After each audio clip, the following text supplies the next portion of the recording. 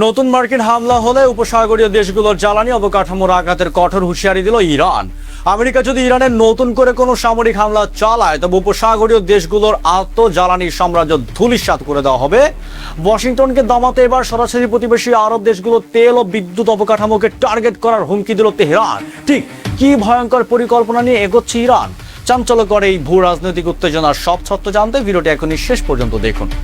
ইরানের জ্বালানি নেটওয়ার্ক ও গুরুত্বপূর্ণ অবকাঠামোর নতুন করে সামরিক হামলা চালানোর হুমকি দিয়েছিল মার্কিন প্রেসিডেন্ট ডোনাল্ড ট্রাম্প। আর ঠিক পরপরই চরম উৎপর হয়ে উঠেছে তেহরান। গত বৃহস্পতিবার ব্রিটিশ বার্তা সংস্থা রয়টার্সের এক বিস্ফোরক প্রতিবেদনে জানানো হয়েছে, মার্কিন হামলার মুখে পড়ে মধ্যপ্রাচ্যের বন্ধু প্রতিম ও মিত্র দেশগুলোর এক হাত দেখে নেওয়া হুমকি দিয়েছে ইরান। এই বিষয়ে সৌদি আরব, কাতার, তুরস্ক, পাকিস্তানের মতো প্রভাবশালী দেশগুলোর সঙ্গে অত্যন্ত উচ্চ পর্যায়ে কূটনৈতিক যোগাযোগে করেছেন ইরানের নীতি নির্ধারকেরা। ইরানের পররাষ্ট্রমন্ত্রী আব্বাস আরাগচি সরাসরি সৌদি আরব, তুরস্ক, কাতারের পররাষ্ট্রমন্ত্রীদের পাশাপাশি পাকিস্তানের সেনাপ্রধানের সঙ্গেও টেলিফোনে গুরুত্বপূর্ণ আলোচনা করেছেন। আমেরিকার মিত্র উপসাগরীয় দেশগুলোকে ট্রাম্পের ওপর রাজনৈতিক ও কূটনৈতিক প্রভাব খাটিয়ে তেহরানের ওপর যে কোনো নতুন হামলা ঠেকানোর জোরদার আহ্বান জানিয়েছিলেন আরাগচি।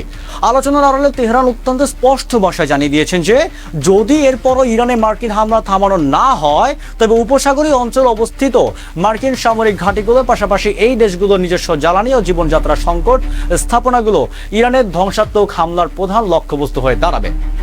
একজন উচ্চপদস্থ ইরানি কর্মকর্তার বরাত নিয়ে জানা গেছে, নতুন মার্কিন হামলা শুরু হলে উপসাগরীয় অঞ্চলে বিদ্যুৎ গ্রিড, বিশাল সব তেল শোধনাগার, সুপে পানি সরবরাহ ব্যবস্থা, পরিবহন নেটওয়ার্ক এবং অতি সংবেদনশীল তেল ক্ষেত্রগুলোকে একযোগে হামলা চালাতে পারে তেহরান।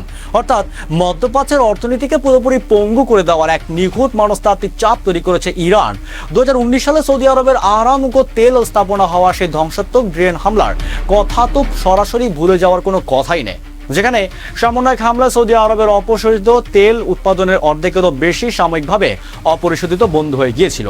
ইরান এবার ঠিক সেই একই কৌশলকেই হাতিয়ার করে ওয়াশিংটন ও তার আরব মিত্রদের ওপর নতুন হামলা না চালানোর জন্য চরম রাজনৈতিক চাপ সৃষ্টি করতে চাইছে।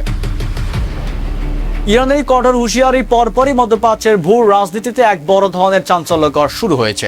খবর পাওয়া গেছে, ইরানের হামলায় ভয় সৌদি যুবরাজ মোহাম্মদ বিন সালমান সরাসরি মার্কিন প্রেসিডেন্ট ডোনাল্ড ট্রাম্পের সঙ্গে কথা বলেছিলেন। তিনি সামরিক পদক্ষেপ অবিলম্বে স্থগিত করে আলোচনার টেবিলে ফিরে যাওয়ার এবং একটি কূটনৈতিক সমাধানের পথ বেছে নেওয়ার জন্য জোরালো আহ্বান জানিয়েছেন। শুধু সৌদি আরবই নয়, কাতার, ওমান এবং বিভিন্ন উপসাগরীয় দেশগুলো এখন ওয়াশিংটনকে চাপ দিচ্ছে যাতে তেহরানের সঙ্গে দ্রুত আলোচনা পুনরায় শুরু করা যায়। তবে এর মধ্যেও সৌদি আরব পরিষ্কার জানিয়ে দিয়েছে, তাদের নিজস্ব ভূখণ্ডে কোনো ধরনের হামলা হলে তারা হাত গুটিয়ে বসে থাকবেন না এবং বরং তার উপযুক্ত কঠোর সামরিক জবাব দেওয়া হবে। এদিকে গত 2 আগস্ট ট্রাম্প ইঙ্গিত দিয়েছিলেন যে দ্রুত কোনো সমঝোতা চুক্তিতে পৌঁছানো সম্ভব হলে তিনি ইরানে হামলার পরিকল্পনা বাতিল করতে রাজি আছেন। কিন্তু মূল সমস্যা বা বড় ব্যথা হয়ে দাঁড়ায় আমেরিকার এমন একটি সমঝোতায় অনীহা, যেটিকে ইরান বিশ্ববাসীর সামনে নিজেদের একটি বড় রাজনৈতিক বিজয় হিসেবে তুলে ধরতে পারে।